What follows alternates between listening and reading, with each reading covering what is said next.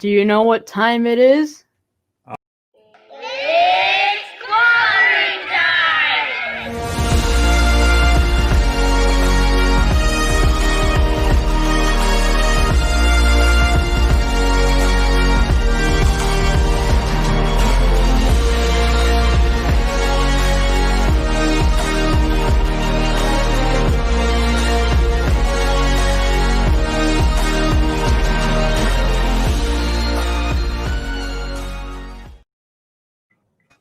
Hey, so we tried to be cute. Next time I'll know better and have our feeds pulled out before we start that. But welcome everyone to another exciting episode of Book Clobberin Time here on the J Hood Creative channel. Got my usually compadres, Coach Vic here. Got Schell here to talk to us about comics, comic book art, and collectibles. It's been a busy week. What do I talk about? You talk about your comics. Oh, And your knowledge, your vast, unending knowledge of sports. Al, how are you doing this morning? We got Coach Vic, Bingo. Coach Bingo. You keeping track? Coach Vic, I've got a free evening tonight. And Coach Vic's gonna come over, and we're gonna hopefully put some time into doing some little we call them stingers, little pop-ups, little graphics, sound effects. Bumpers. moms. Mark Spector Comics, good to see you, buddy. Thanks for stopping in. So hopefully we can improve the production values. Ain't gonna happen. Production, you're not gonna find production value here. No. I mean, the only thing we can really do is get me a haircut, but I'm scared to go to the barber still. Dude, you are due. you're yeah. Or I can get a blowout kit. Al could probably use one. I'm on the verge. What hats are for? So What hats are for, my friend? So the topic for today is the doom and gloom, the Comicopolypse. Did I say it right? I wrote it. Comicopolypse. I came up with the whole term myself, and I can barely say it. Comic lips. This whole idea of the comic book industry, the collecting, the hobby is going to crash someday. We'll get into that later. We'll talk about some funner stuff first. Funner. We can barely speak English language on this show. He's not doing the homeschooling in his house. Actually, I'm doing science. I got to do Saturday afternoon science projects. Oh man, get the fun stuff. Yep.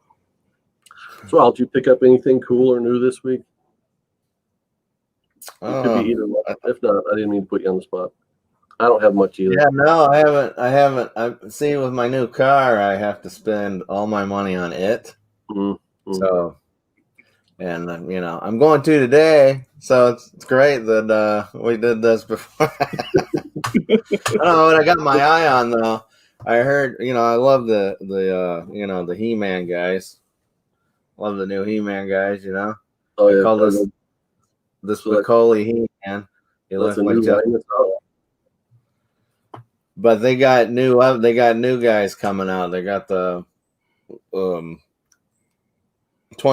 ones they're coming out with. These are $15. Gotcha. Is he $20 talking cat? A Battle Cat. Or Cringer. That's both of them. Cringer's when he's in, Clark Kent form. But they don't talk though, right? And then Battle Cat. Do they talk? Well, it depends on what you watch. Okay. Yeah. Well, it's the same guy. It's the same cat. It just, he Shazams, Gotcha. Just like there's Prince Adam, there's HeMan, there's Cringer, and, good Mike. Poor Mike. Hey, Hello, poor Mike. Hey, let's take this opportunity to talk about our advertising or our sponsor. Am I still doing that? Yeah, I owe you back for the portion that you don't pay for them. So you get Where'd you get that cool shirt from? cool stuff like this mug, cool stuff like the Power Records shirt, right off of this man here's TeePublic. TeePublic. Go look for Schell 26. Alan Schell. I just put up some new images. I'm telling you, they're great. I got it shown up. Anybody that remembers Barry Gordy's Last Dragon? Okay. What's my name? Right. I got show enough. I have a Dragon Ball Z show enough sticker. Nice. He's in DBZ style, and it's awesome. I'll probably be getting one of those myself soon. Because I don't get free merch. I just got to pay for it too. And then, what else did I put? I put up a couple crazy things. They're cool. The Cthulhu Captain America, Cthulhu America. I put that up. Yeah, that's a great one. There's a shirt finally. Very but cool. The show enough, I love it. I like that. It was just, I felt like more people knew who he was. You know, he's the baddest, the Shogun of Harlem.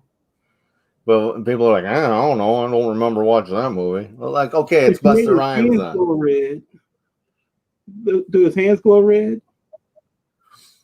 Yeah, he would do that. He would, it's like, who's the master here? So, Coach Vic, you picked up anything next week? Well, yeah, I got a couple of books here. Apparently, this is the hottest thing going right now. 7 Secrets. And so everybody I hear talk about it says, "Oh, that's the best thing in the world. That's great." And of course, finally got the Stealth. Which one is this? Number 2. Number 2. Yeah, we had to pick that up on the aftermarket. So now I can finally read Stealth 1, 2, and 3. Stealth 4 came out this week, I think. You're You can't be reading that if it's worth money. Yeah, I read the first one. I'll have to go back and read it now. And but I did learn something interesting. I wish we could do this image story like now, because I've been reading up on this guy, Todd McFarlane. Who? Todd McFarlane. You ever heard of that guy? Who, me? Yeah. Todd McFarlane? Yeah. Yeah, I know him. We're buddies. We're like this. He's big time. And he's been working with Jamie Foxx since 2018 on getting this movie out. And I'm really behind him now. Jamie Foxx. The Spawn movie? Oh, they ain't making that movie. That movie, Spawn's never coming out. Movie for like 20 years. But Jamie Foxx has renewed. Talking about it before the first one came out. Apparently, they got somebody else big time just recently signed on to it. Well, McFarlane's been trying to get this Spawn movie made since they made the last Spawn movie back in the 90s, late 90s. Before they made it. Yeah, they said that was bad. It is of its time. It's good popcorn. It's Yeah. popcorn movie. It can't be. But I mean, if you can go back and watch Phantom Menace, if you can watch the bad CGI and the prequel movies, then what's a Spawn movie gonna do to you? right. So, but McFarlane's teamed up with Blumhouse. Are you familiar with that studio? Yes, that's yeah. They do a lot of horror, low budget horror. That's their thing. They don't spend a lot of money on their movies. So he struck a deal with them where he's like, I get to write and direct my own movie. And they're like, yeah, and you can have like $5 to put into it. So now from what I've heard, his idea for it is that it's going to be more of a horror movie, and it's going to be less about the character Spawn. It's going to be more like he's the hero in the place of the slasher. So it's like a slasher movie, but with an anti-hero in that role. So you're going to get a minimum of Spawn on screen and more of people reacting to. But Jamie Foxx is going to be in it. Yeah. And somebody else big signed onto it. Hey, I'm not saying it's not going to happen. So. What's that? I said Jamie Foxx is still big. Jamie Foxx is still big. He was the host of Shazam, wasn't he? Like, what happened? Great show. You know why he did beat Shazam? Because he wanted to do something with his daughter. Oh, okay. That's commendable. I'll shut up. So I'll shut up. You shouldn't do that. You sold out. Oh, sweet. I don't have I'm sorry. a lot of new pickups this week, but I did get. I got something I'm not going to show. I'll talk about that in a minute. But I was on Grader's Notes a few weeks ago, and part of the prize of being able to be on was I got to choose a prize pack from one of the regular hosts, and I chose the one from Comic Head 84, and that came in. Regular host. And it consisted of some facsimile versions of Now, Green Lantern, Green Arrow, the classic Speedy is a Junkie issue. are those dollar books? Well, these are the $4 book. the facsimile. So I got looking for this one for a while because I picked up the real issue a while back and wanted to get this one. And then got the Hulk 181 facsimile. So these are. What's so bad? What's so fancy about that? What do you mean? What's fancy about it? Hulk versus What's so big Wolverine. about that book? Huh? What makes it worth reprinting? Is that it? Yeah. What? What's so cool about it? It's got a classic fight with Wendigo in it. Oh, yep, there he is, right there. Wendigo. He's an Uncanny X-Men 1 something. Is the Hulk? That's where I met Airflight. The Hulk guy that I'm not sure. gets a hammer. Alpha Flight. I don't think people can hear me. Can you? Hello? Hello? Am I on? No. You're on. Okay. Also got the League of Extraordinary Gentlemen. Great movie. You're going to borrow this, and that will help you understand how that movie sucked so hard.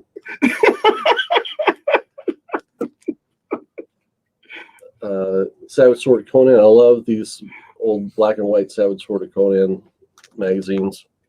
You get the more adult, racy Conan in these. The art's usually better. It's black and white, so you get more of the classic line art from John Buscema and several other of the classic artists of the So day. racy is better to you.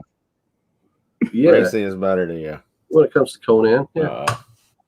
And then I also got. Dude, you probably like the original Conan movie over the Jason Momoa one. You're insane. And then you can't see it because of the glare, but there's a copy of Judge Dredd #1 up there that I also got. He's touching it. I already had a copy, but this one upgraded mine, so Sweet. the old copy is going into my sell, giveaway, get rid of pile. Jason Momoa played Conan. That makes so much sense. You think that, but the movie Barbarian. Blue. We should just talk about our favorite bad movies. Watch the original Conan with Arnold Schwarzenegger and just avoid the Jason Momoa one. So the other thing What I do you picked think up, for Conan the Destroyer or Conan the Destroyer or the Jason Momoa remake? Which one's worse? I was a kid when I saw the Destroyer, so I couldn't say. Yeah, I can say it. Okay. Both of them are horrible. Well, yeah. So the other Take my opinion. I'm gonna say my opinion. The other thing I'm not showing is the first pickup of an item that is going to go into my 500 subscriber prize pack. Ooh. So we're sitting at like 330 subscribers right now. Okay. Like, man, that's a vision right there. But yeah. And I glossed over 250 and 300 subs without like a big hoopla. But here's the thing. When we get to 400 subscribers, I'm going to show what I have so far stacked up of what's going to go into the 500 subscriber prize pack. And these are comic books that Jay Hood thinks every collector should own. Oh, So can I enter? no, Oh man. you already get plenty of I'm comic gonna books. unsubscribe and then resubscribe. I don't even think I'm subscribed. Did I Probably not. So Yeah, unfortunately. the clue for what I did pick up was it's a Silver Age Jack Kirby book. So it's going to be quality stuff in this price pack. Oh, we I scream think I know one quality. book that'll definitely be in it. Okay, Oh, you want me to say it? if you want. It's the Phoenix Uncanny X-Men book. I think it's 176. Is that right? Are you Oh talking? no, wait a second. I can tell you exactly what number it is. It is 136. That probably will go in the price pack, but I need to pick up another copy to put in there. So I was all like, Go ahead. yeah, I'm good. The floor is yours. What you got? I said I was gonna supply artwork for the 500. Yeah. But then I seen the picture I drew on Hero and the Kid, and I was like, I'm done. That picture was gruesome. I was like, ooh, I still got I'm mine. dusty. I worked on another commission this week, so I didn't put any more time into this. But this is what I did when we. Oh, hey, That's a masterpiece. Wrong button. those what are those? Oh, what's he doing? He's pounding on Venom's head, I can't really tell. so I got to figure out what Venom's arms are doing. What do I do with my arms? Block. I'm not showing mine again. Oh, come on. It was good. That was brutal, man. That was pretty brutal. That was some brutal stuff. I mean, I had fun, but I was talking, and I was, like, blah, blah, blah. What's great is when you're talking like Big Smoke, and you're just like, yeah, we're so good, and we can do this in our sleep, and then you show it, and it's like this, like half the face is down, Well, you look like Chunk. It looks like Chunk from the Goonies, and you're like, yeah, this is really cool, isn't it? Hey, I warned him. I said, I'm not fast. I'm not good and fast. I can be no, I can't be fast. I can only be good. So I wanted to offer an apology to Hero and the Kid, because so far our video last week, our episode, has the fewest views of just not every video they've done. Well, it's 5 hours. But I did want to thank them again for letting us come on, and they are going to reap the reward of whatever that cover looks like when I'm done. One other thing I wanted to mention about one thing I picked up on YouTube this week. So I've mentioned a few times before, there used to be a time when instead of this YouTube comic book community, there was the podcasting community. Right. And a lot of the podcasters are porting over now to YouTube. Mm-hmm. And I discovered today or yesterday that one of my favorite podcasts that I used to listen to while I was doing art and stuff, listening along, was the All Yeah podcast with Art Baltazar and Franco, the guys that have done Tiny Titans for DC.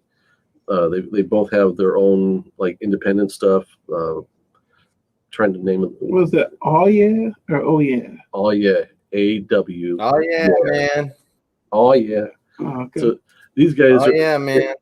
And they usually team up with John Suntrust of the Word Balloon podcast, and he's ported over to YouTube as well. He does a lot of interviews with a lot of big name artists and writers in the industry. Mm-hmm. But so last night I found their channel yesterday, so I watched a couple of vids. And last night they were on live drawing and chatting with a lot along the lines of what they do on the Drink and Draw Soldier Club.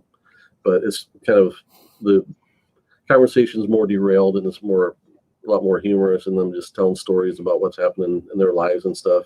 You don't get a great look at their art because it's all so small on the screen, but it's just fun to listen in. So look up the All Yeah podcast on, no, I don't know if it's podcast, but look up the All Yeah channel on YouTube and check that out. I need to get them in touch with Bueller because they're only getting like 14 views, and they've got something like 770 subscribers. So I'm not sure how that's working out. Hey, Comic Kid 84, thanks for stopping in this morning, buddy. Man. Wow, the Chris probably talking about people in the chat. You are right. I didn't say hi to Mark Spector. We said hi to poor Mike when he stopped in. I didn't say hi to Aaron, but I did show one of his comments there, and 84 is here. Thanks for stopping in, one and all. Yes. So with all the good news out of the way, let's talk about the implosion of the comic book industry. This week we saw a big restructuring at DC Comics and their editorial staff, where, among other things, their editor-in-chief was let go. A lot of pretty much all of the higher-up editors, except for Jim Lee and I believe her name's Marie Javins was the other familiar name. and Jim Lee kind of he got promoted into a role that's going to be less hands-on in DC. Well, that's what I was going to ask you. It seems like Jim Lee was pretty much made the face that's out of the. They like gave an office in the corner and said, "Look, you're collecting the check still." His from what I understand anyway, his role is going to be sharing DC IP with everyone else in Warner Brothers to get them kind of familiar with it. And I would imagine it's a bit of a transitioning role where it's like, yeah, he's kind of staying on, he's involved. I don't know that he's going to be around, years down the road, but I don't think the comic book industry is going to be around years down the road. Yeah, that's what they always say. After years down the road. But way back when Al's first episode, the first time he was on, I kind of threw out the idea of this coming Comicopolypse, where the comic book industry is going to crash in a certain amount of years. And I don't know what that amount is. I think it will happen. And so the discussion today is like, how will that affect our collections? If there are no, if let's say that we get to a point where Marvel and DC, neither one as an entity publishes their own comics. The idea here is that comics as a floppy item or trade paperbacks will probably continue, still be around, but we're not going to get to Action Comics 2000. I don't think we're going to get to Action Comics 1500. I think Marvel DC will get to the point where they pay other companies, probably an IDW or Dark Horse, other companies that are in the industry that know what they're doing, know how to make a comic book. Those companies will pay a licensing fee, just like McFarlane Toys is paying DC a licensing fee to make DC toys now. Hey, wait a minute. I think I said that Well, a long time ago. Yeah, we're in agreement. Well, do you see the possibility that they would just go digital then? Okay, so yeah, that's a possibility. But even then, even at that point when DC and Marvel hand off their publishing, it will not be Marvel and DC publishing them either digitally or in print. It will be whoever the licensee is. Yeah, these are not new ideas. I think it's just a matter of time. We're back in the 80s. And here's the thing, man. Comics will survive. I know you're doom and glooming it. I love it. You're negative all the time. Time to be positive. It's going to survive. It's like saying, uh-oh, the world's going to end tomorrow. It's still here. As long as the world's going, as long as this is all going, there's going to be comics in some form. You're down in the... You're worried about DC and Marvel. DC and Marvel will be okay. They're owned by billion-dollar companies, okay? Comics will exist in some form or another. So don't worry about it. Your comics are going to be worth more money at the end of the day if everything tanks. You can go and print your own money with your comic books. So it'll be okay. So don't worry about it. Because an executive at AT&T, and I asked him about 5G and DC. He had no clue that they own DC. All I know is that 5G was a bad idea to begin with. Yeah. So I'm gonna say it. let's go back. Let's check out some of the comments from the chat before we go any further. Jim Lee was given a prestigious title and salary to keep him from working for Marvel, basically. Do they care that much? Is he that big of a name that people know who he is in a household? That he's good for DC. Given the choice, they want to keep him in their stable, and I think the role he's going to be in might free him up to do more artwork. I don't know if we're ever going to see Jim Lee do whole comic books again, though. He might do covers. I mean, he's in a similar role to what Joe Quesada is for Marvel, and we haven't seen Joe Quesada do more than a cover here or there, since he left the editor-in-chief position. Let's see. 90s skater guy. I'm rad. Of England. The queen of butt, my heart. Aaron says The queen is no longer the figurehead. Hey, put Comic Head 84 saying where I'm right. I'm making sense. I'm making sense, and you know it. And that's all it's gonna be. We're gonna be here. We're gonna be here in 20 years. Like, I just like comics are gonna go downhill. They were talking about comics dying in the 80s, man. I know it. So Gore Vidal thinks that the book I picked up was either New Gods or Eternals. Well, they're not Silver Age. Those would be Copper. Those would be Bronze Age, wouldn't they? Yeah, you're right. Wow. Not that down. Anyways, what instead of the negativity that Jay Hood's putting out here, let's put some positive spins on this, okay? This might get fresh people viewing it. They might have a better way of distributing it. And if they do go with some other crew that's going to put out their books, then maybe someone with a new, fresh idea with new, fresh characters can give us what we want. You got to give the people what they want. And they just don't do it half the time. Well, here's my thing. I don't think you need new, fresh characters. I just think you need better storylines for what you have. I mean, there's like 5,000 characters, 5,000 B characters, 5,000 C characters. Pick one, elevate them, make a great storyline, and keep it going. I mean, see, since like 2000 on, I don't know. I can't really complain because I didn't give up comics, but I gave up DC Marvel type stuff. And I'd pick up stuff. Oh, that looks cool. I'll get that. I think that's what a lot of people are doing that used to buy comics all the time. They're not getting every single comic like they used to because life, okay? Bills, you know what I mean? I don't got time to pick up all the different Batmans and all the different Superman comic books. And there's no incentive to do it anyways unless you're a comic book like, I'm going to, have it on my background, so I look cool to all the other people that collect comic books and like, oh wait, sorry.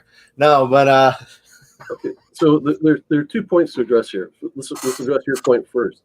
Okay, so you're saying you don't buy Marvel DC as regularly as you used to, but if the comics were better, do you think you would buy them? See, I don't think because if a tree falls in the woods, it makes a sound. I mean, really. Okay, so at that point, you're just kind of over mainstream superhero books. I think a lot of people. I love superheroes. Okay, that's my bread and butter. All right, but I think there's got to be wrestling analogy. WCW with Hulk Hogan. Okay, anybody knows that? It was a good Hulk Hogan. I'm yellow and red. Boo boo boo.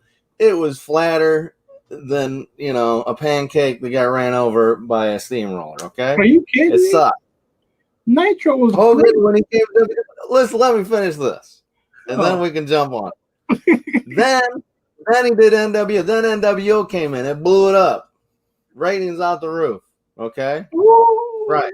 NWO Hogan got got stuff over. All right, before he did that. So that's what DC Marvel need. Okay, they need NWO. They need something that's gonna pop them and get them hot again. And see, all they're doing now is it's fuel. It's like, okay, Disney's got this Marvel movie train, okay, and all they're doing is taking all the ideas and throwing it in that heater to keep it heating up, okay? So that's what is happening right now. So eventually they're going to need new ideas, and they'll look to DC because they always have better ideas than Marvel anyways. No, I'm joking. I'm just jamming it now. Okay, so let's go back to your point of they've got second B and C level characters, as you put them, and so that's kind of what they do when they bring out like Moon Girl and Devil Dinosaur, and it finds traction. It does well, where they get a new Ms. Marvel, Kamala Khan has got a great following now. I mean, whether we as middle-aged men like those comics is irrelevant from a business standpoint of they're building a product for a certain market that is not currently buying their product. And that's kind of what they're doing. So it's even more than just putting out quality, using their best best characters. 84 brings up a good point. Marvel's flooded shelf strategy is flawed. It divides up their resources too much, quality over quantity. I think it's the other way around right now. Too much and the quality is lower. And that's kind of that's what Marvel's been guilty of. And we see DC kind of rolling back on that now. But where we saw a bunch of titles canceled this week. And some people are all up in arms about that too. I don't think the editorial stuff this week and the cancellations this week are tied together whatsoever. I think the cancellations are due to they were going to do 5G, and so that kind of train was rolling. So now they were going to cancel these books anyway and do this whole 5G thing or whatever else they had planned. Now they're kind of backfilling with extra death metal stuff.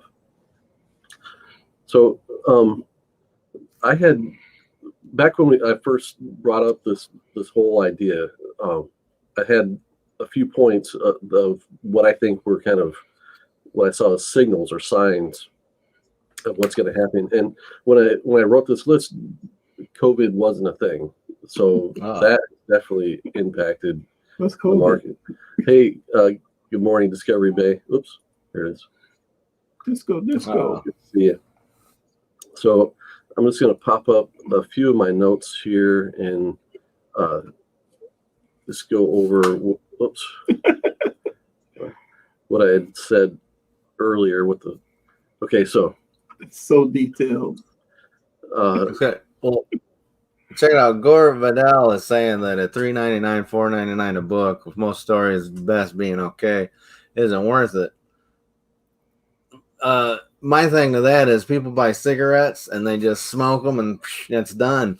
So if you can't, I mean, really, the hard work that goes in, even to a bad comic book, all right?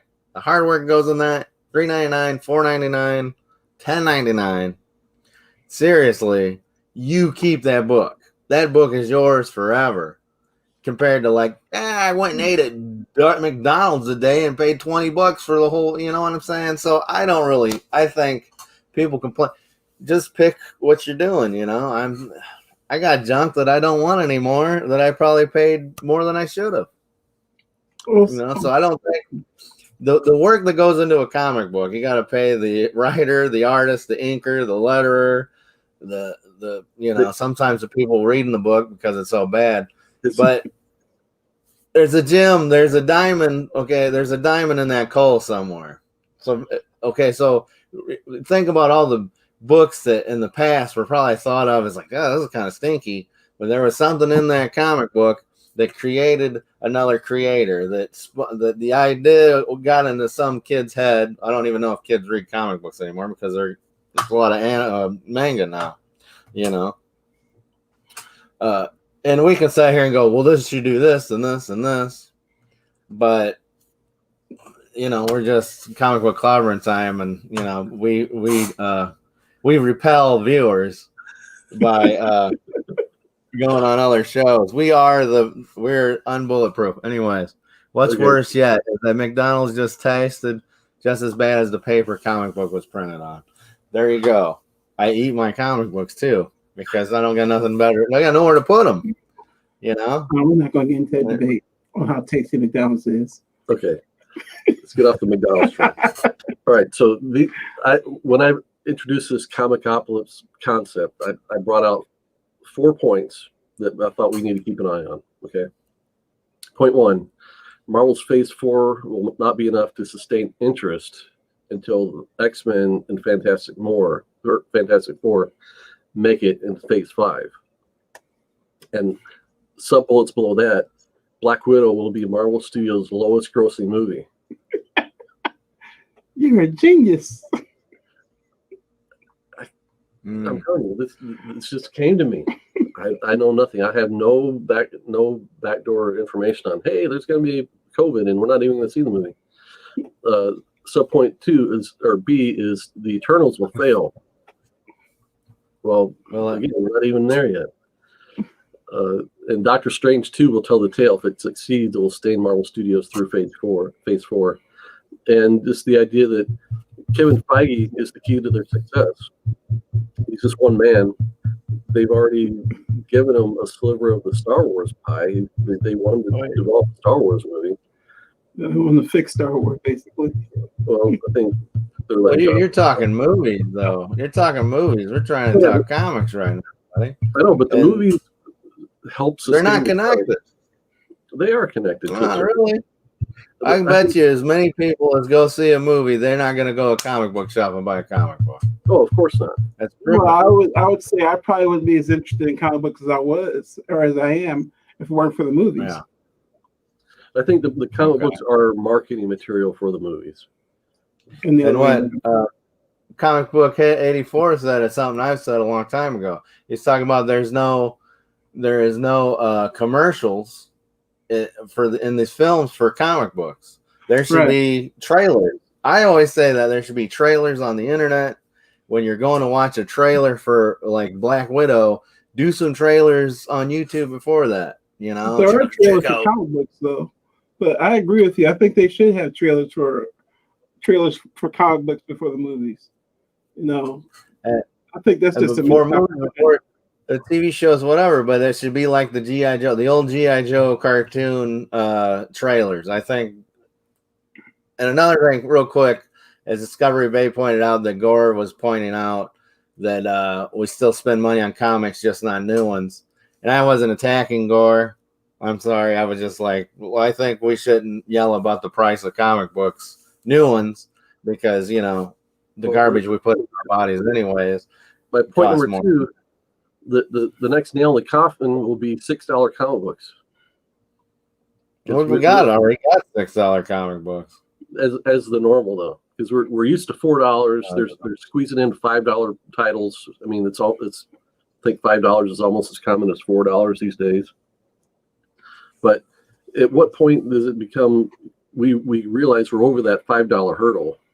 And, you know, I mean, they soak us for $10 comics. I've not bought one of the $10 big DC books at this point. But Black Label's actually pretty decent. That's another. That Black Label's pretty decent. I think they got a lot of good stuff. Definitely. At least I. Okay, let's talk about Black Label. Black Label stuff for me. For just a quick minute, I agree. But in Black Label, you get higher production values, you get no ads, and you get more content. They're not 16 or 20 page stories told on newsprint.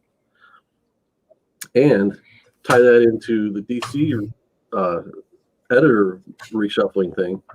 They let that editor go, the guy that came up with that whole line. So, oh, really? Yeah. So it's the idea of they're going to keep the guys that are doing well. It doesn't necessarily hold water because they let that guy go. Hey, we've got Funk Comics. Warlord is here. Thanks for stopping in, guys. Hey, go ahead. What was I going to say? Yeah, okay, so Aaron was saying that if without the Netflix series of Punisher, he wouldn't be interested in. I mean, you know, okay, I backtrack. I eat my words. I'm just saying the majority of moviegoers, they'll go buy a toy for $100 of a character that they've seen on screen, but they won't go buy a $5 comic book of 32 pages, 22, 24 pages. They won't do that. It's just like at conventions. It's just like at conventions. I'm sorry, Vic. I'm sorry. The conventions, when they will give you $20 for a single picture, but then they'll look at the independent comic book artist next to you and, like, you know, flip through all this guy's hard work, all of it, and just put it down. Thank you. I hope you do well. I'm going to go buy this $50, $80 poster that someone took, 10 minutes on. See you later. So that's my point. Like, so the reason why the cost up from comic books is because of those idiots. And, they should probably cost more because they're becoming more, like collector's items right away. More of a specialty item, yeah. And sorry, Vic, I know it's the second time I've cut you off. You're good. You're good. I don't want to, feel like earlier I was like, no, let me finish, because I don't know. I don't know if my microphone's goony, but I feel like I've been kind of trying to butt in, but you guys are the dynamic duo, and I'm Batgirl here trying to get in on the 3rd season, and I'm killing it. Batgirl. I feel like that there's been tons of missed opportunities. Like, I mean, you have Luke Cage on Netflix. Like I said, it broke Netflix. Netflix is down for a few hours because everybody's watching it. Why isn't there a Luke Cage series coming out at the same time? Why isn't there a Jessica Jones series coming out? Or at least because they broke them in the Marvel comic books. Sam and Diane, Luke Cage and Jessica Jones. They Sam and Diane them. No one wanted to say. You shouldn't have got them together. There should have been sexual tension the whole time. And then once you got together, Shelley Long can get out of here. I don't care. I mean, who really likes that anyway? So I don't know. I'm sorry. I'm a hypocrite. You go ahead. Oh. But I'm just saying, I mean, at least put a new cover on the old stuff and reissue it. They do a lot of that. But you're right. There's not a concentrated marketing effort on Marvel Comics' part to promote movies. And that's because up until the last couple of years, there was actually some friction there between Marvel Comics and the movie studio part. I'm going to say the only thing that really seemed to grow from all that was the one I really don't like. Of course, maybe it's just because it's me, because everybody I know seems to love the Punisher. I like the Punisher. I just. We're talking the TV show, the Netflix show. My Hero Academia, the kids wear the Punisher t-shirt all the time. I'm like, how have I missed out on the Punisher? Maybe I just need to rewatch the stuff or just read the books. I think what you're missing out on is the fact that they wore Punisher out to begin with before that. So like they wore him out. Okay. Oh, okay. Killed him, brought him back to life, killed him again. Possessed by, Pokemon, whatever he was doing. And then same with like Luke Cage. Luke Cage had so many iterations. It was kind of like, okay, this is what we're going to do to try to get him to sell now. It's just like, since he's Bronze Age, both of them are Bronze Age characters. It seems like after the Silver Age, it was harder to make a sellable character, like a brand name that people are like, oh man, Batman. Okay, you got Golden Age Batman, Silver Age Flash, Green Lantern, Fantastic Four, Spider-Man, Hulk. Especially Silver Age, that was the bombs. Okay, Bronze Age. Okay, what's Bronze Age? What? I mean, besides Luke Cage, Iron Fist, they're still not big names. Ghost Rider. Still trying. Moon Knight. Who? Moon Knight and Ghost Rider. And like I said, Ghost Rider, I might give you Ghost Rider, but like still, I mean, come on, we're talking, You're we're talking. Okay, what we're talking about is we got Hulk Hogan. Okay, you got Hulk Hogan, you got Randy Savage, and then you got Roman Reigns or something. It's just these big heroes, you ain't got nothing. I'm reading a good Moon Knight story, but it seems like they should have stayed up when they released the TV series. Yeah, you're right. I mean, they couldn't come up with a decent Black Panther storyline from whenever the movie came out, or any of the Avengers movies. I mean, Marvel's guilty of all that. And you want to know a big thing? You want to know a big thing why comics aren't surviving? Or you're saying they're not going to survive. I'd say they're going to keep surviving because some nerds are going to find them. We seek out, we find, we consume. Okay, what it is that the comics, all right, they're not for kids anymore. They're not. So parents are going to stop buying comics for kids. Jamie, would you buy a Batman comic for your kids? Like off the shelf, not Batman Adventures, not Batman. This is Kitty Batman. Would you pick up a Batman comic and give it to your kid? Say your kid's sick one day, home from school, and you're like, "Here, I picked you up with this Batman." My 5-year-old, would you? Her favorite character is Harley Quinn, and all she knows is what the visual of Harley Quinn is, and she's been exposed to him through the DC Superhero Girls TV show, the cartoon. Oh, the Kitty Harley Quinn? Yeah. Oh, yeah, okay. But yeah, I couldn't buy. Okay, so Would you buy a kid? Say they're older, say 8, 10 years old. I thought Harper was older than that's still yeah.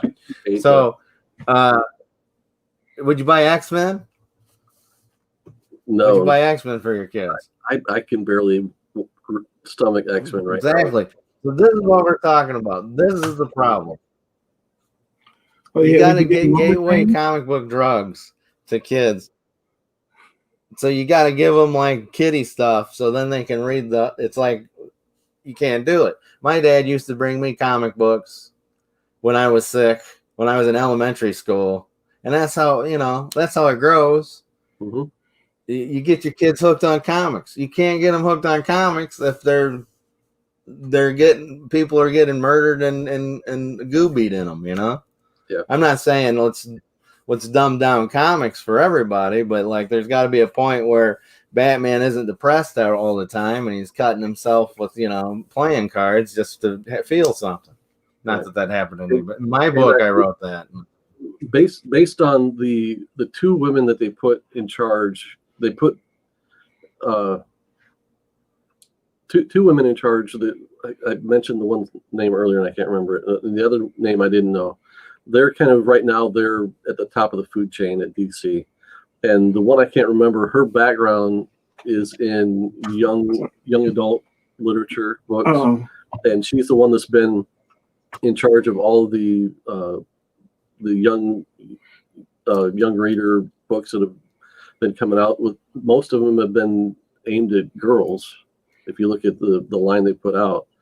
And so I think we're going to see a movement towards a younger audience. They're going to try and pull the content back so it is a little bit more mainstream, which I think is, if they can do it, if they can manage it, I think it will be more healthy for the industry. I think what happened is that we got rid of Elseworlds and we got rid of, there's like Dark Knight Returns.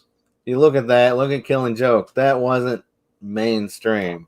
And it was okay to pick that up. Like, oh, we got this stuff over here that we can look. We're hardcore guys. We like to see Joker taking nude pictures of Batgirl. What the heck? I'm saying they're put that in the regular comics now. You can't do that. You got to have, this is the comic books, okay? They're getting along. We're fighting bad guys. I mean, there can be some cool stuff in there. Don't dumb it down like me and Joker went to the store and he didn't agree with what I wore, But you can't have, like, well, I'm going to go do this and this. That's what Black Label's for. That's what Vertigo is for. And now it's like, no, we want some intense stuff in our all comics. They need to rethink that. Yeah. That's a good point A4 made, though, about rating comment. I mean, if you rate video games, you rate albums or records or whatever they get nowadays. Why can't you just put out? Well, I guess they did that with the Comic Code Authority, right? They tried rating. That was just smushing everything. That was just oversight.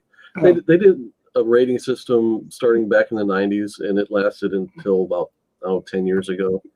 And I think if you put YA on a mainstream comic book,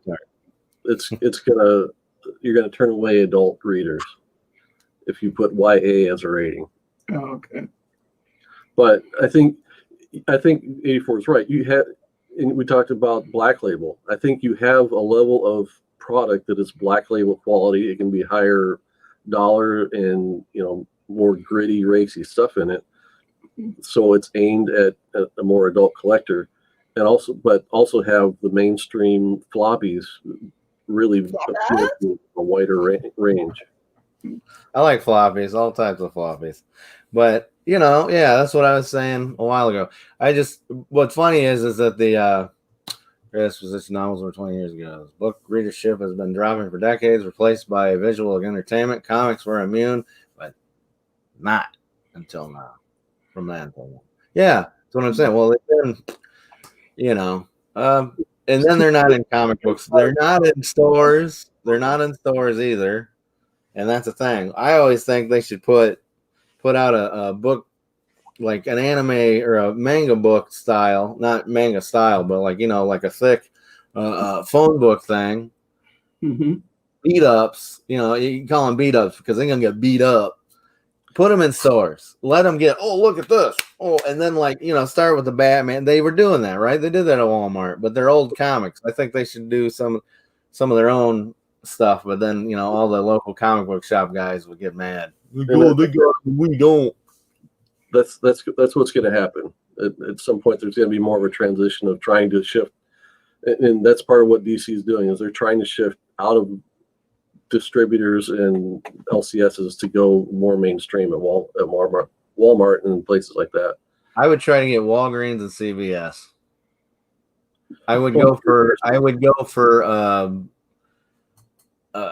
road stops, you know, where you go. That's the thing. Like, you know, like you're on the bypass or whatever. You're on somewhere, and then, oh, there's a place I'm gonna go eat at McDonald's or you know, whatever. And then, oh, look, there's comic books here. There's a spinner rack somewhere. Convenience store, gas station. Yeah, put them in convenience stores and gas stations.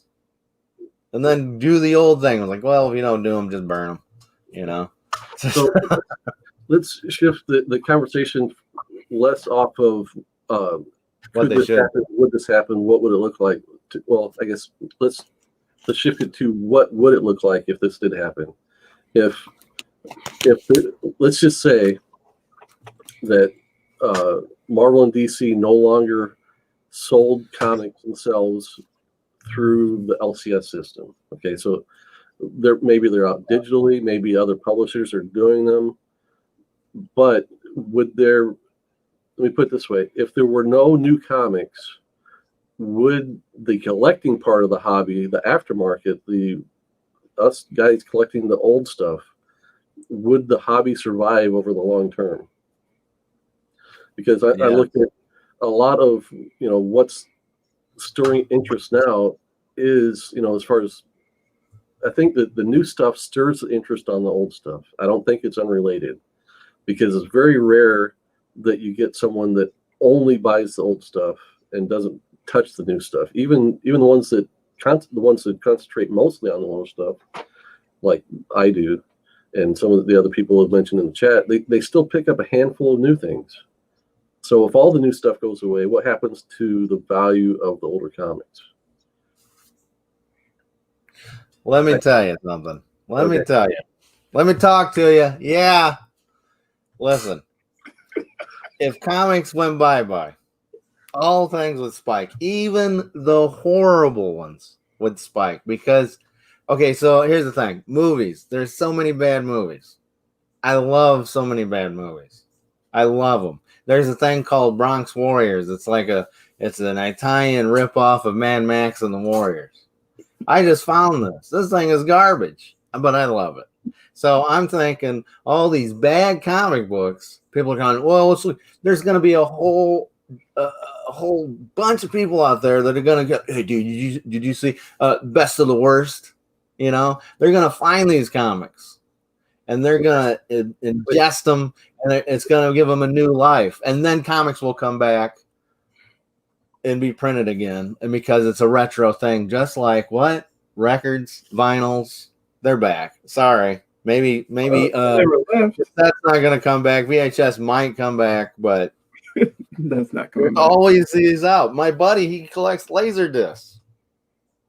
Laserdisc won't come back because it's a dead technology, but print, as far as the caveman, printing on the walls, the caves and stuff, there's always going to be a comic book. It might be on the back of someone's back.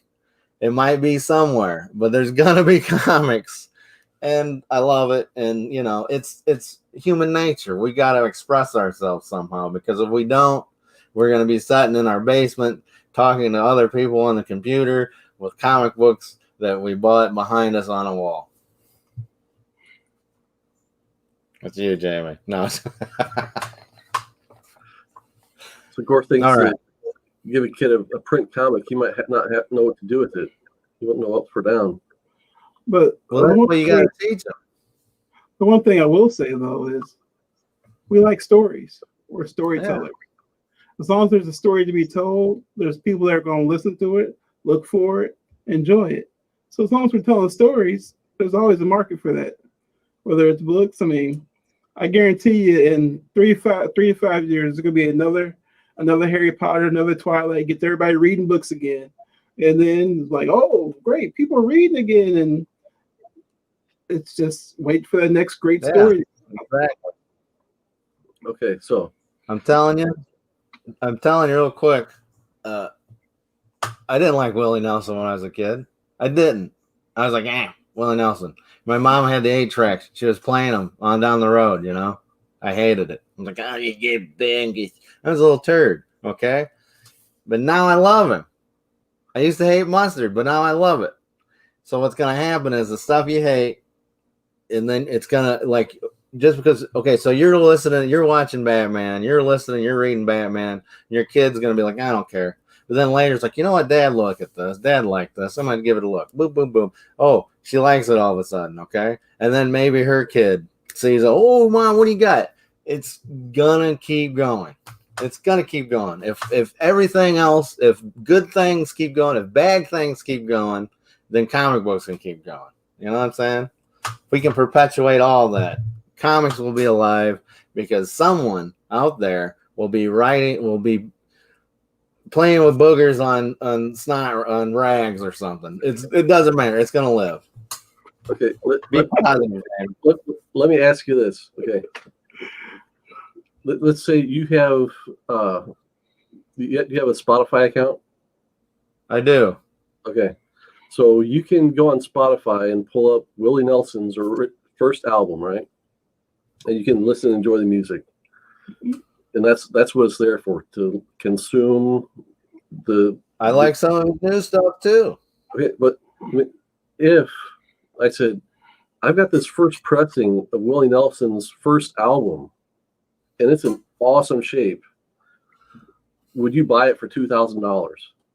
If I was a big enough fan, yeah, you got to find the fan. There's a butt for every seat, man. I'm telling you, I'm not a fan, but I would buy that for $2,000 and flip it to $10,000. Okay, so see, there's a butt for every seat. Yeah, it's all about finding the market. I mean, it's all about finding your demographic, right? So and don't worry, Aaron. Don't worry, 8-tracks will come back. They'll make a huge comeback just for you, and you can sell those 8-tracks. What market is buying these vintage comic books right now? I mean, let's take we watch enough YouTube to kind of guesstimate the ages of the people that are investing in comic books right now. I mean modern comics, and not golden age, silver age books. What's that? Say that again. Is that it? You're meaning modern comics. They're not going to be worth anything. No, I mean like classic silver age Jack Kirby stuff. Basically anything that we see on the auctions is probably what 45 and up, 40 and up. Mm-hmm. Okay. So in 30 years, when the listen, I know kids that like James Dean, and he was dead after 3 years of making movies. They like James Dean. They were born yesterday. They like Humphrey Bogart. They like Elvis. Come on. Prince. One day he'll be forgotten, but not forgotten. No one's going to be forgotten. The footprints these guys are leaving. Comics are leaving footprints.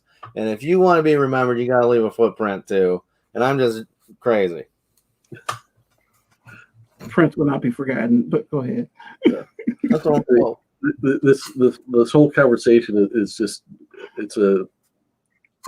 I'm playing a little bit devil's advocate here because I lived through the 90s. I collected through the 90s. I saw Marvel go through the exact same thing DC just went through this year, and here we are 30 years later talking about whether or not this is going to continue.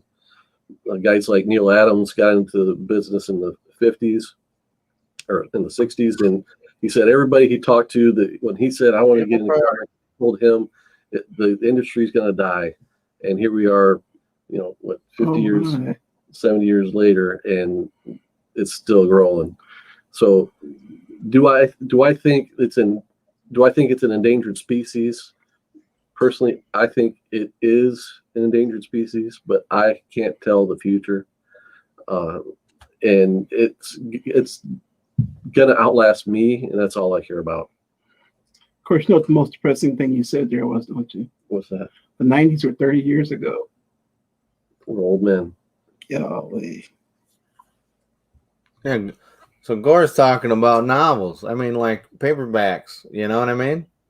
So those are always like, oh, I buy one of those. And then you got the Kindle. You got like the people are reading probably on their screens more than they are in paper. But there's always going to be until they outlaw paper. So like, we don't have any more trees. I mean, we just planted some new ones, but we're out of that. But Well, you know, Gore, I love books. I read books constantly, but I've also become addicted to Audible books lately. So, Well, in that case, it's reading it to you. yeah, But that's not the same as I know. reading it off a tablet or something like that. Which I've tried reading both comics and print digitally, and it give me print every time. I just can't. see, we'll be dead soon, and then the people that are used to that will take over, and then it won't be a problem. So it's like when you worry about dying, okay? You worry about, oh, I'm going to die one day. And then when you die, you don't care anymore. Okay. So once it happens, you're not going to care. Other people will care, but you won't care because you'll be dead. We'll all be dead. And it'll be like, we'll be where we're at. We'll be hanging out with the angels, or we'll be, in pain. Whatever, or just laying around on podcasts. I think that's purgatory, really. That's like the, all right, guys, you want to hear? I got my new ideas. It's about this guy. He's called Hokey, okay? And anyway. But there you go. It's that simple. And I know you were messing around, but before the show, you were yelling about how comics are dead, and you were crying. And like, oh my God, it's never going to be as good as it was. There one day will come an NWO that'll hot shot comics again, and it'll be okay. Yeah, every once in a while, I ain't even rocking sleep, Vic. Okay, so we all got our favorite stories, right? Regardless of character, pick a character. Pick Batman. Okay, he's one of my favorites. And I sit here and think, I'll go through a spat where I'm not buying any new Batman comics. And I'm like, has the best Batman story already been told? Is there nothing going to come out that's going to top what I've seen in the past? And then something like White Knight comes out, and you're like, there's still hope. There's creativity in people. They've been inspired by other things, and they're going to take it and make it fresh and new. And that's how it goes on. There we go. Or Black Batman comes out and ruins everything. They're not going to give him a chance. Why AT&T? All right. Well, I think we'll wrap this one up. Thanks for everyone that stopped by. Thanks for everybody that's still in chat. Comic Cat 84, Discovery Bay, Aaron, Gore Vidal. If you're into diving deeper into stuff that you should know about that you don't know about, go watch Gore Vidal's channel.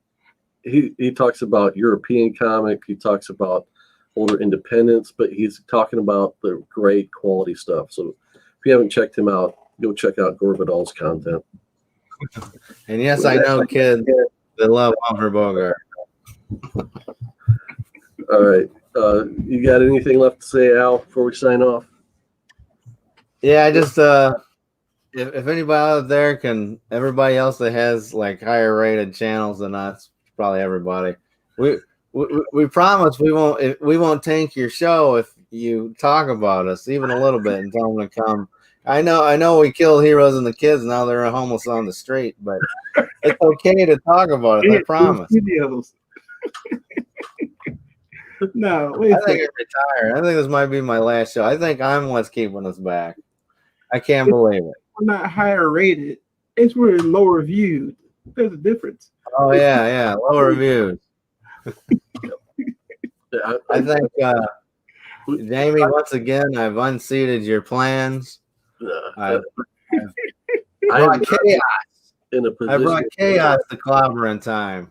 That's what's happened. You wanted to have this power sheet. You had the power sheet. You're reading off of it, and I came in and said, "No, throw that away. We're gonna rock and we're gonna roll all night long, baby." Why I have you here? Honestly, and I'm just upset because once again we ran out of time to talk about what I want to talk about. Well, Missouri sports. Missouri. Luke Cage. Well, the Blues are kind of stinking up the Stanley Cup playoffs right now. We had to poke him. There you go. Vic. Oh, wait a minute, Vic. You got to say it. Nuts. We don't have to leave. What do you want to talk about? Well, nothing. He wants to plead the Vic. That's what I want to talk about. Okay, that's going to be the bit. I'm trying to give him a new catchphrase so I can say I plead the Vic when he doesn't want to. You gotta say it. I need to say it today. Yeah. Hey, but look at some Come back next time in which Coach Vic will find an opportunity to say, I plead the Vic. all right. Remember, I didn't say this last time, so I'm not going to say it twice. Remember, keep your priorities straight. Faith, family, comic books. We'll see you next time.